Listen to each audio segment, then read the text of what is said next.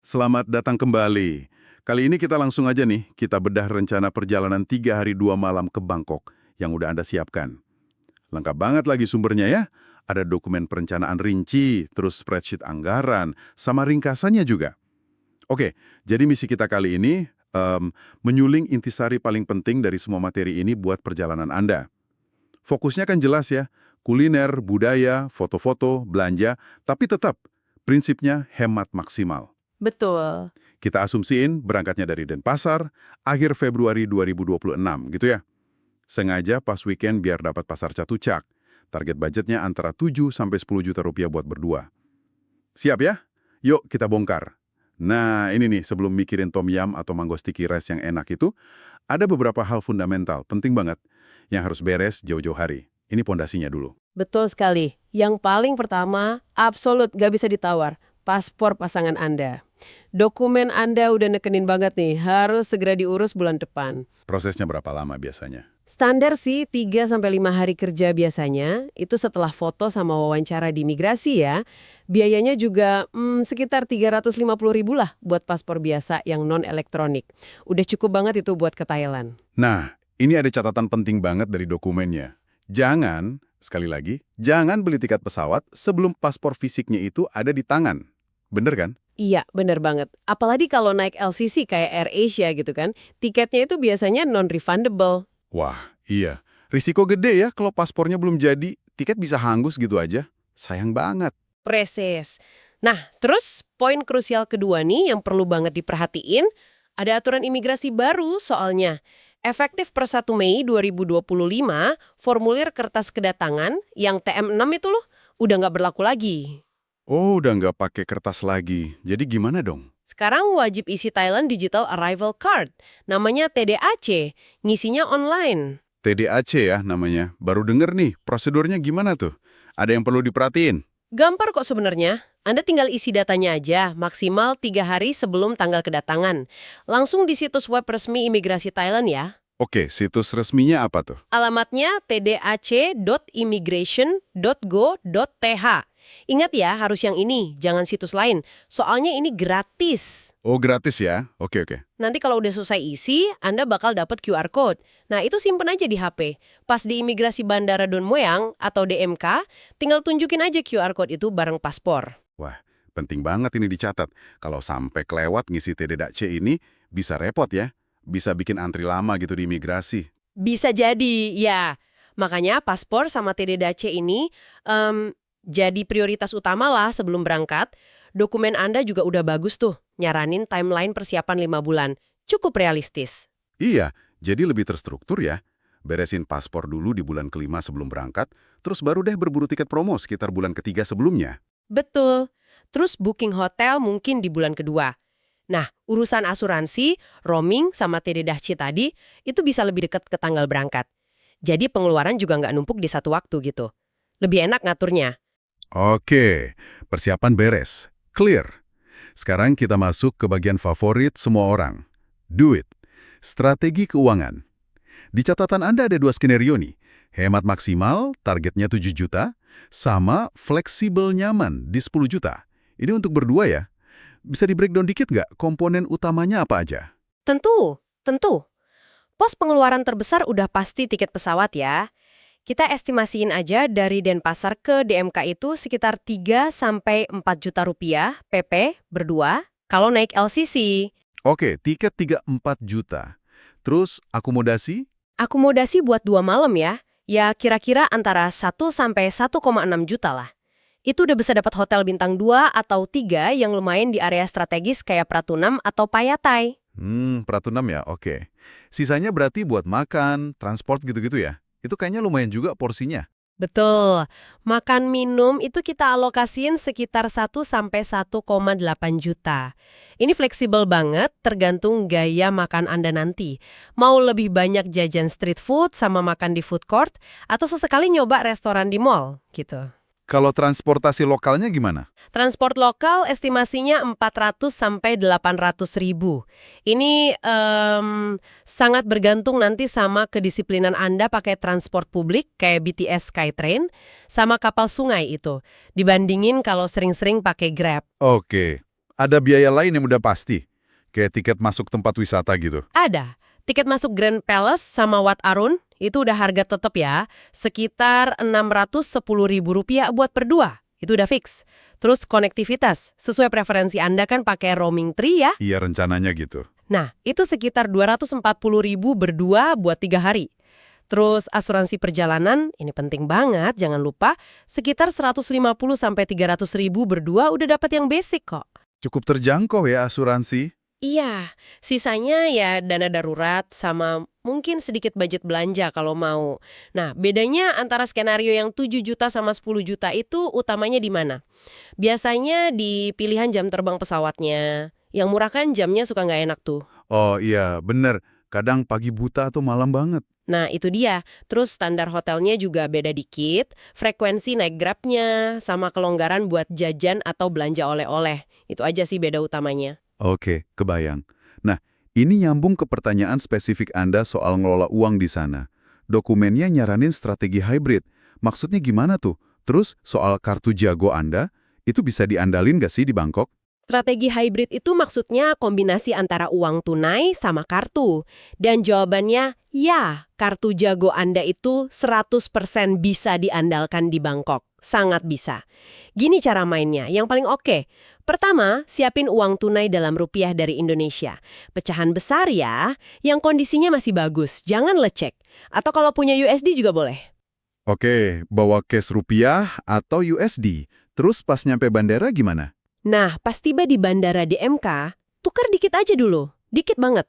Cukup buat ongkos awal ke hotel. Misalnya naik bus. Mungkin sekitar Rp100.000 atau 20 USD cukup lah. Kenapa dikit? Soalnya kurs di bandara biasanya kurang bagus. Ah, oke. Jadi cuma buat transport awal aja ya? Terus mayoritas uangnya ditukar di mana? Nanti setelah Anda check-in hotel di area Pratunam, langsung cari money changer namanya Super Rich. Logonya ada yang oranye, ada yang hijau. Nah, tukerin sisa mayoritas uang tunai Anda di sana. Kurs mereka itu paling bagus se-Bangkok. Jangan lupa bawa paspor asli ya buat nuker. Oke, Super Rich di Pratunam. Catat. Jadi udah punya modal baht tunai nih dari Super Rich. Terus pembagian penggunaannya gimana antara si tunai baht ini sama kartu jago tadi? Nah ini intinya strategi hybrid itu. Pakai uang tunai baht yang tadi Anda tukar itu buat bayar transaksi-transaksi kecil dan di tempat-tempat informal.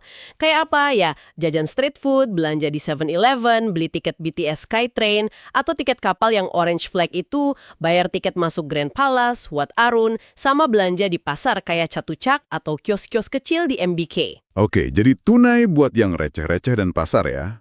Terus kartu jagonya? Nah, kartu debit Jago Visa Anda itu dipakai buat transaksi di tempat-tempat yang lebih resmi dan biasanya nominalnya lebih gede. Contohnya buat gesek atau tap di mall kayak Icon Siam, Siam Paragon, atau restoran yang ada di dalam mall. Bisa juga buat bayar sisa tagihan hotel kalau ada. Jadi kalau kita gesek atau tap kartu jago di toko atau restoran gitu, itu aman kan ya? Biayanya gimana? Ada charge tambahan nggak? Aman, 100% bisa dipakai. Dokumen Anda juga udah verifikasi ini kok. Untuk transaksi gesek atau tap di mesin EDC yang ada logo visanya, dari sisi Bank Jago itu gratis, nggak ada biaya transaksi. Oh, bagus dong. Iya, Anda cuma kena kurs konversi dari Visa aja yang biasanya cukup fair kok rate-nya.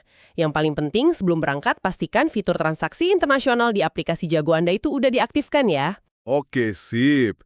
Fitur transaksi internasional diaktifin dulu. Tapi, nah ini nih, gimana kalau kita butuh banget uang tunai baht, terus mau tarik tunai pakai kartu jago di ATM sana? Ini sering jadi pertanyaan soalnya. Nah ini dia poin krusial buat strategi hemat Anda. Jawabannya, Anda bisa tarik tunai baht di ATM Thailand yang ada logo visanya. Bisa, tapi ada biayanya. Nah, berapa biayanya? Bank Jago itu ngenain biaya flat Rp25.000. Itu setiap kali Anda tarik tunai di ATM luar negeri. Dokumen tarif Jago juga udah jelas bilang, kalau Anda punya kuota gratis tarik tunai dari level akun jagoan Anda, itu hanya berlaku buat ATM domestik di Indonesia, jaringan bersama Alto. Nggak berlaku buat ATM internasional. Wah, 25.000 sekali tarik lumayan juga ya potongannya. Itu belum termasuk biaya dari bank lokal Thailandnya. Betul banget. Bank lokal di Thailand sana kemungkinan besar juga akan nge-charge biaya tambahan lagi. Biasanya sekitar 200-220 baht per transaksi. Lumayan kan? Iya juga ya. Jadi strateginya gimana dong biar hemat? Strateginya, jangan sering-sering tarik tunai pakai jago di sana. Sebisa mungkin dihindari. Prioritaskan gesek kartu aja. Kalau memang kepepet banget butuh tunai, ya tarik sekaligus dalam jumlah yang agak besar. Jangan dikit-dikit. Biar nggak kena biaya 25.000 plus biaya bank lokal berkali-kali. Anggap aja kartu jago ini sebagai sumber dana darurat tunai Anda, bukan sumber tunai utama harian di sana. Oke, sangat jelas ini. Soal strategi uang dan penggunaan kartu jago. Sip, sekarang kita pindah ke logistik. Tempat nginep sama cara jalan-jalannya. Rekomendasi kuat di dokumen itu kan area Pratunam atau Payathaya. Kenapa di sana? Apa kelebihannya? Karena itu bisa dibilang sweet spotnya buat budget traveler kayak Anda. Pertama ya, harga hotelnya. Di sana banyak pilihan hotel bintang 2 atau 3 yang harganya relatif terjangkau. Bagus-bagus juga kok. Dokumen Anda nyebutin contoh kayak Diamond Bangkok Apartment, Siam Star Hotel itu di kisaran 400 sampai 700 ribu rupiah per malam. Lumayan ya harganya? Iya. Kedua, dan ini penting banget, koneksi transportasinya itu juara.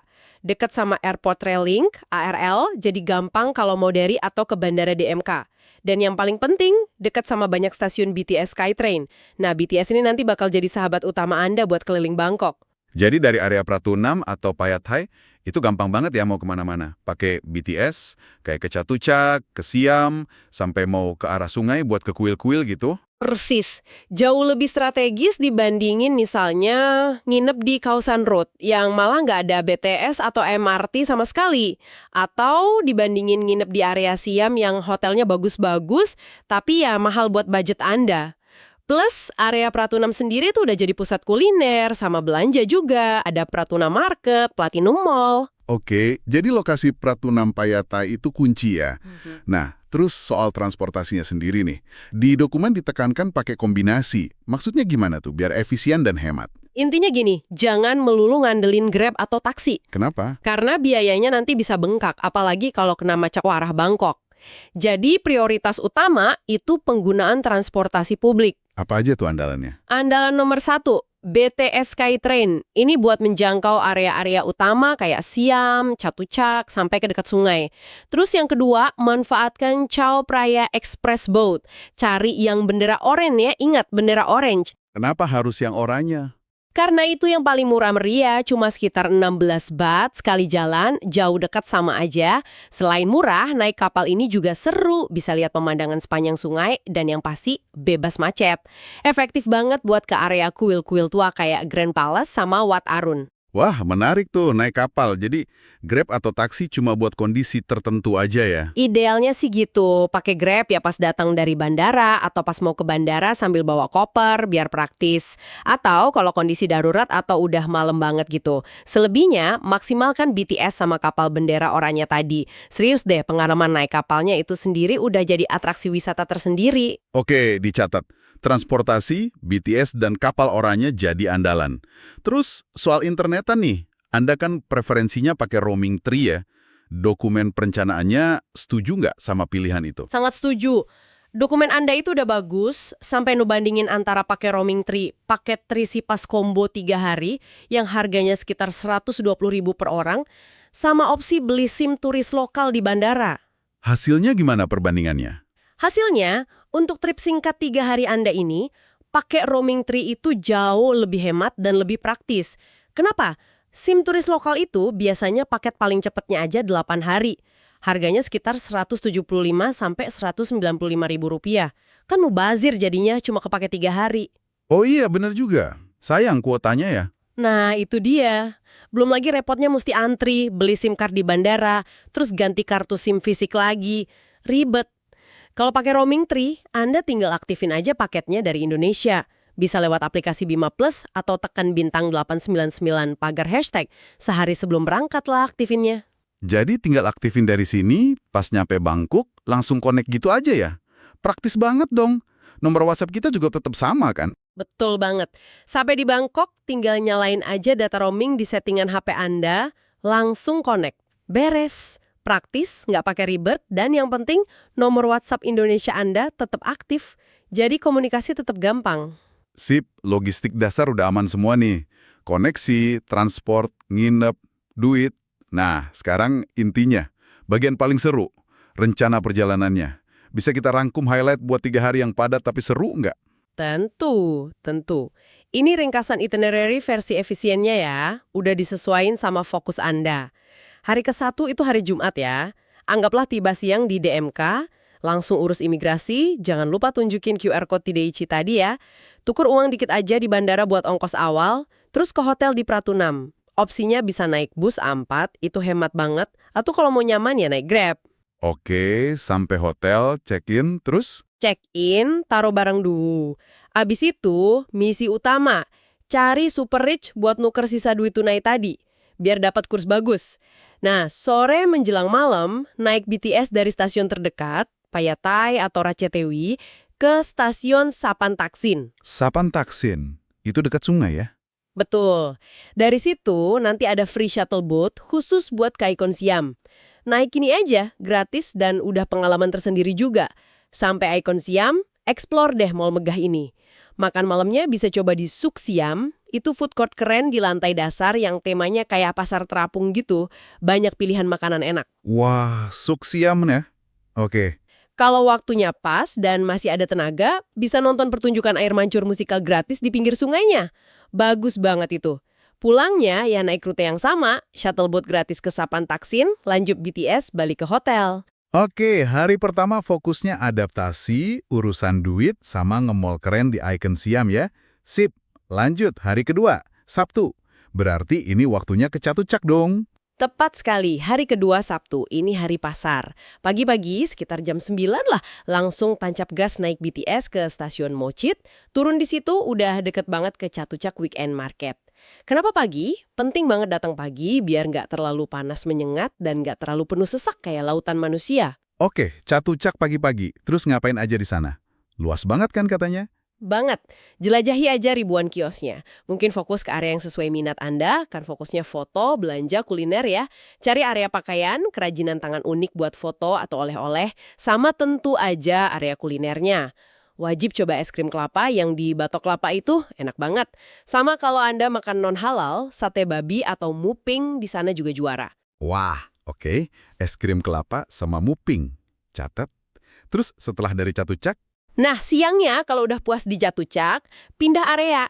Naik BTS lagi dari Mochit ke pusatnya Bangkok, yaitu area Siam. Turun di stasiun Siam. Di sini opsinya banyak. Bisa window shopping dulu, lihat-lihat barang mewah di Siam Paragon. Tapi belanjanya di mana biar hemat? Nah, buat belanja oleh-oleh atau barang yang lebih murah dan beragam, jalan kaki aja dikit lewat Skywalk dari Paragon ke MBK Center. Di MBK ini lebih merakyat harganya. Banyak pilihan baju, souvenir, barang elektronik juga ada. Makan malamnya juga bisa hemat di food court MBK. Ada di lantai 5 atau 6. Pilihannya banyak banget dan harganya oke. MBK ya, buat belanja dan makan malam hemat. Oke, ada lagi sekitar Siam. Kalau masih buka dan Anda masih ada energi, bisa mampir sebentar lihat arsitektur uniknya Bangkok Art and Culture Center atau BACC. Letaknya persis di seberang MBK. Masuknya gratis kok buat lihat-lihat. Sip. Hari kedua full pasar dan mall ya. Nah, hari terakhir nih, Minggu. Fokusnya ke kuil-kuil ikonik itu kan ya sebelum pulang?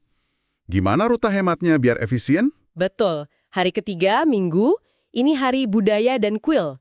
Pagi setelah sarapan hemat, bisa beli di 7-Eleven aja biar cepat dan murah, langsung check out dari hotel. Titip ransel atau koper di resepsionis, bawa barang berharga aja sama kamera. Oke, titip barang dulu. Terus? Misi hari ini adalah mengunjungi kuil ikonik pakai transportasi hemat. Caranya, naik BTS lagi ke stasiun Sapan Taksin sama kayak pas mau ke Icon Siam. Tapi kali ini kita sambung naik Chowkaya Express Boat yang bendera oranye tadi. Oke, kapal oranye lagi. Turun di mana? Turunnya di Dermaga Tachang, kodenya N9. Dari dermaga itu, jalan kaki sedikit aja udah nyampe ke Grand Palace. Beli tiket masuknya 500 baht per orang. Tiket ini udah termasuk Wat Prakeo atau kuil Buddha Zamrud di dalamnya. Nah, ini penting banget.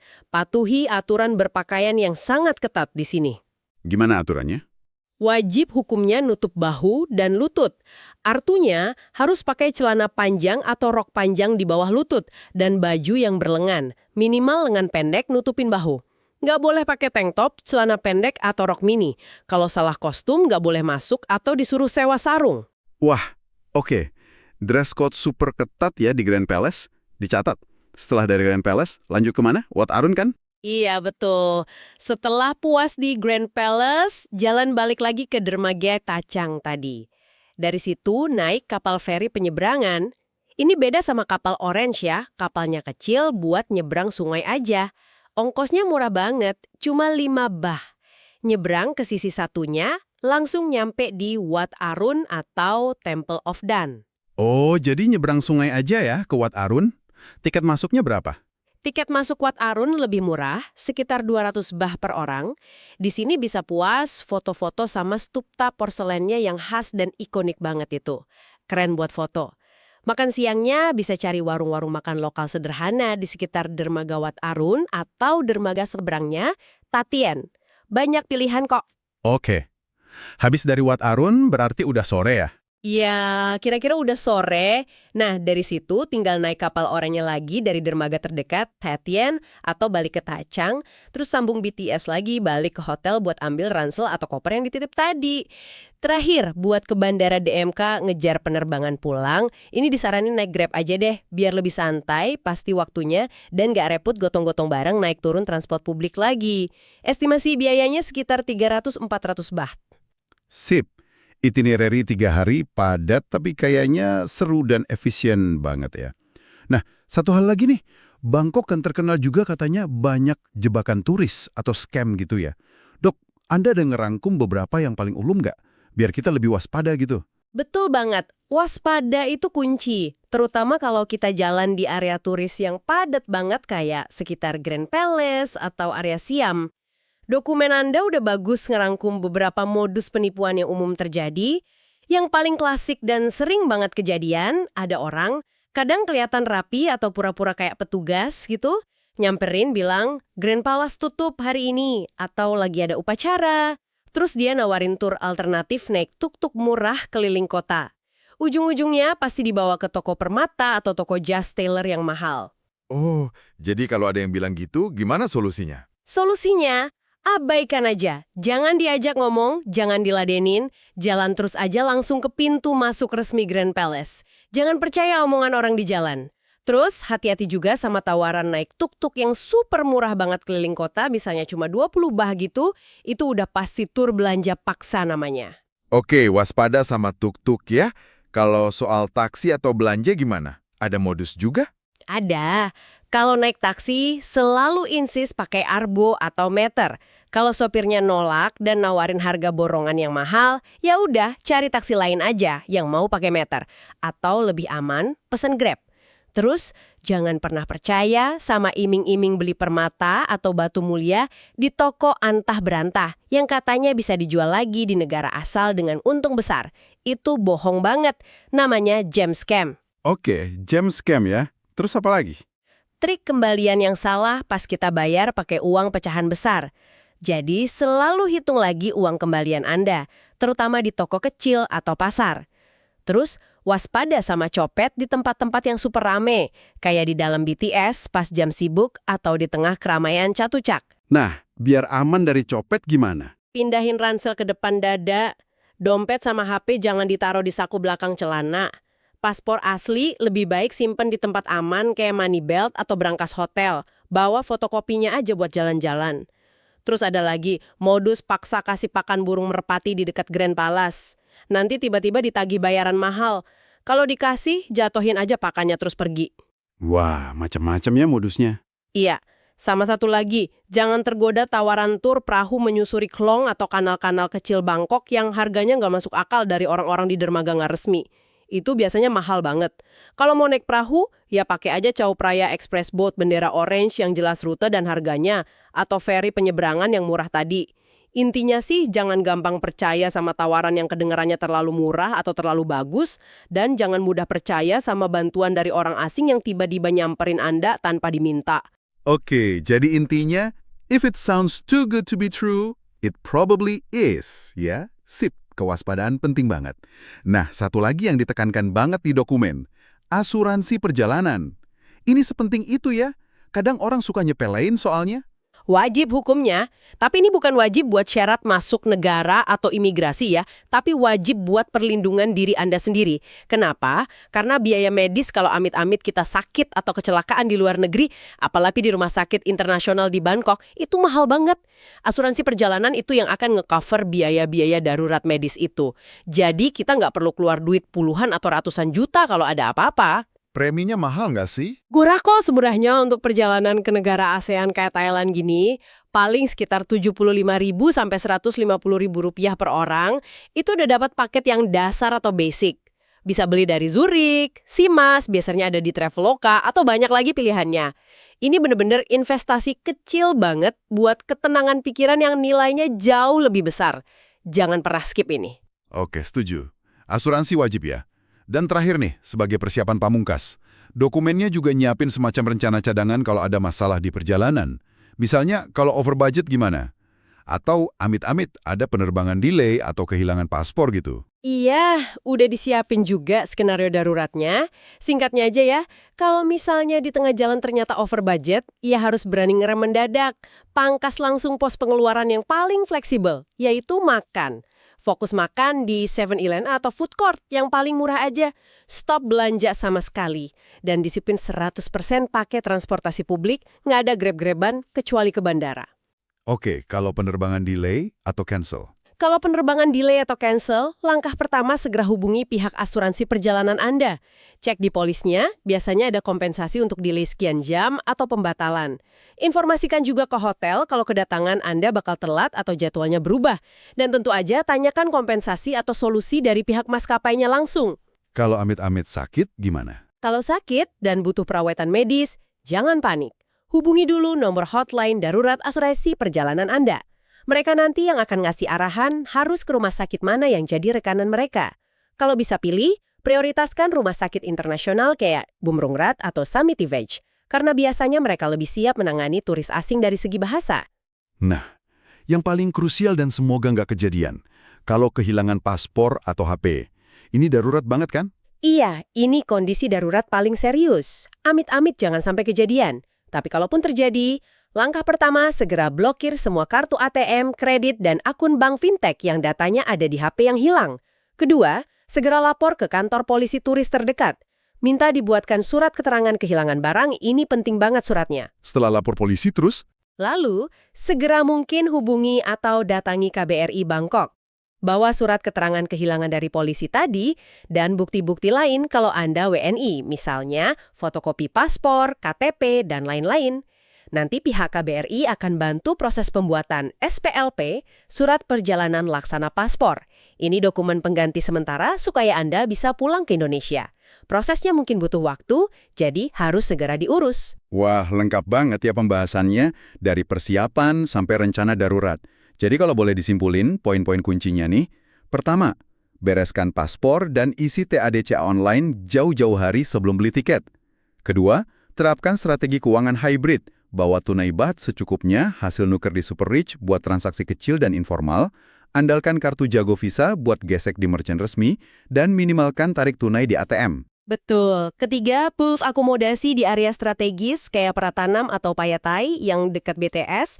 Keempat, manfaatkan semaksimal mungkin transportasi publik, terutama BTS Skytrain dan kapal bendera oranye. Kurangi pemakaian Grab. Kelima, nikmati itinerari yang udah disusun padat tapi seru itu. Fokus ke kuliner, foto, budaya, belanja hemat. Dan keenam, yang nggak kalah penting, selalu waspada terhadap potensi scam atau jebakan turis. Oke, clear banget. Tepat. Semua informasi ini kan memang dirancang khusus ya, disarikan dari sumber-sumber perencanaan yang udah Anda siapkan, tujuannya buat membantu perjalanan hemat, tapi tetap maksimal Anda ke Bangkok nanti. Nah, mungkin sebagai penutup nih, ada satu pemikiran tambahan aja buat Anda, bukan buat trip yang ini sih, tapi mungkin buat eksplorasi Anda selanjutnya kalau nanti ke Bangkok lagi. Oh iya, apa tuh? Mengingat fokus Anda kan kuat banget ya di kuliner sama foto. Mungkin kunjungan ke pasar lokal yang benar-benar otentik, yang sedikit di luar jalur turis utama, itu bisa jadi pengalaman yang beda banget. Misalnya, coba riset soal Klong Toi Market. itu pasar basah terbesar di Bangkok. Tentu perlu riset ekstra dulu ya soal keamanan dan cara aksesnya yang paling gampang. Tapi mungkin di tempat kayak gitu Anda bisa dapat pengalaman kuliner yang lebih raw dan pastinya foto-foto yang sangat unik dan nggak biasa buat perjalanan Anda berikutnya. Sesuatu buat dipikirin nantilah. Wah, ide yang sangat menarik itu. Klong Toi Market ya. Benar-benar out of the box. Bisa jadi target buat trip berikutnya. Terima kasih banyak udah berbagi sumber perencanaan yang detail ini dan juga buat diskusinya ya. Semoga pembahasan mendalam kita ini benar-benar bermanfaat buat Anda. Dan ya, selamat menikmati perjalanan ke Bangkok nanti. Seru banget pasti.